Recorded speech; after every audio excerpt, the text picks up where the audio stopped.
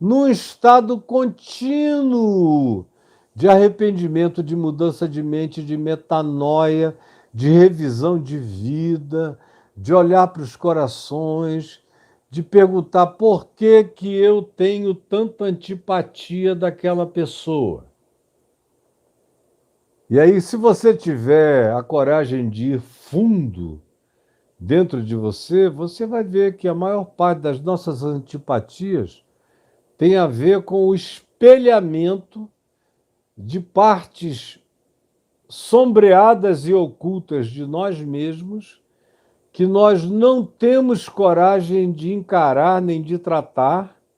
que nós odiamos que elas existam, ainda que latentemente em nós, mas nós odiamos, às vezes nem com tanta consciência, mas inconscientemente, a gente repudia aquela dimensão de nós mesmos que a gente não quer ficar de frente com ela nem encará-la, mas a gente tem a coragem de odiá-la na vida do outro. Frequentemente, as nossas antipatias, a maioria delas, eu diria, nascem daquilo que está oculto na gente, que a gente não quer tratar em nós, nem enxergar em nós, nem lidar com isso em nós. E como é algo que a gente repudia, reprime, rejeita no coração, mas está lá, fica extremamente mais fácil olhar alguém que é a expressão dessas montanhas de pedra do nosso ser, desses caminhos tortuosos, dessas veredas desniveladas, dessas tortuosidades não retificadas, dessas escabrosidades nunca aplanadas dentro de nós e que retardam a graça, a salvação, a saúde de Deus, construindo um ser humano que seja de fato crescentemente a imagem e semelhança de Deus em Cristo Jesus, em nós mesmos. E aí a gente olha para o outro e se dá o direito de odiá-lo, odiando-nos, antipatizá-lo, antipatizando-nos. Só que enquanto isso, enquanto a gente vê essa feiura que nos habita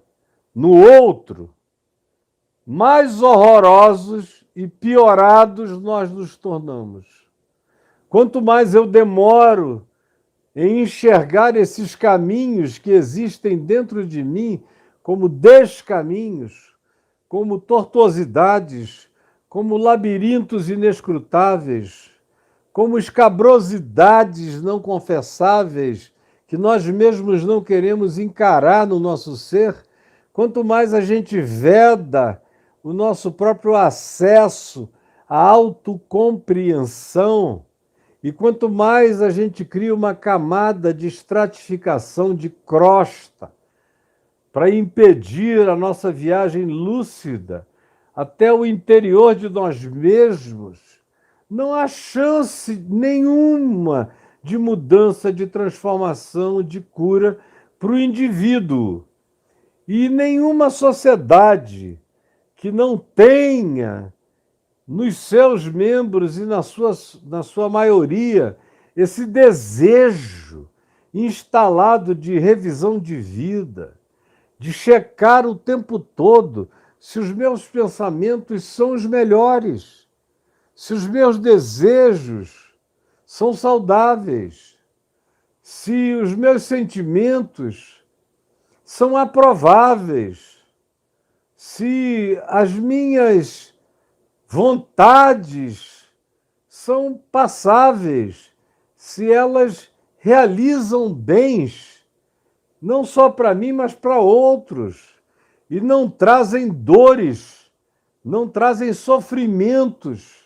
totalmente desnecessários a pessoas que estão conosco, ou que vivem ao nosso lado, ou que nos queiram bem. Ou seja, se eu não tiver dentro de mim essa capacidade de me enxergar, esse autorreflexo, esse autoespelhamento, esse loop que se volta sobre si mesmo e se vê, se enxerga, se critica, se põe diante da luz da transformação, não há solução possível para mim. Eu posso ir a um terapeuta, ficar 10, 12, 15 anos contando as mesmas histórias, ele de perninhas cruzadas anotando na mesma tabuleta dele. Aí você pergunta alguma coisa a dizer? Por favor, doutor. Aí ele chega e diz, não, eu quero que você se escute. Aí você que já está há 15 anos fazendo tudo para não se escutar, que vai lá para falar, mas falar o que você mesmo não ouve enquanto fala, transfere a audição e a escutação para o outro, ao invés de se escutar, você paga alguém para escutar você, para você falar sem se ouvir, e, portanto, tem uma desculpa de dizer que você tem falado de si, mas você fala de si para um outro, que não espelha, na maioria das vezes, nenhum retorno honesto e sincero para você, que não confronta você, que não faz nenhum tipo de neutéteses, de jogar de volta para você a sua própria tese como confrontação, e aí você vai caindo num auto-engano. Eu estou falando, paguei para alguém me ouvir, ele não falou nada, é porque talvez não tenha essa coisa toda para me dar de volta. E você estratifica as montanhas desnecessárias, os abismos horrorosos, as escabrosidades, as tortuosidades do seu ser, porque nunca teve coragem de se autoanalisar.